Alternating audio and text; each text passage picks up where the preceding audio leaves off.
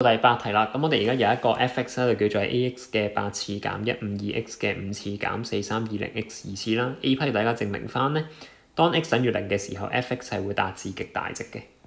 咁 A part 嚟講咧，我哋可以考慮翻就係 f prime of x 就會係8ax 嘅7次啦，跟住咧就減翻152乘5，即係760。跟住就 x 嘅4次啦，然後就減翻呢一個嘅8640x 咁樣嘅。咁所以我哋可以做翻啦，就係會係呢一個嘅 f prime 代0啦。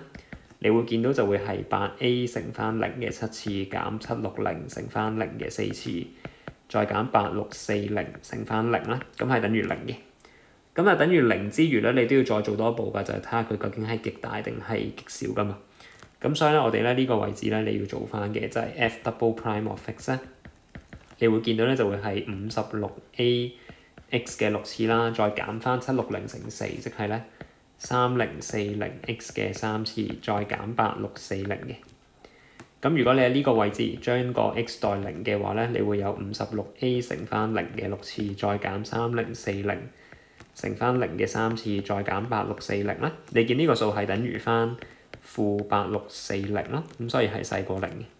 咁所以咧，用呢個嘅二階度數測試咧，你就可以寫翻啦。呢個嘅 f(x) 咧係 attain mass at x 大 x 等於0啦，就係咁。咁呢個就係 A part 嘅做法。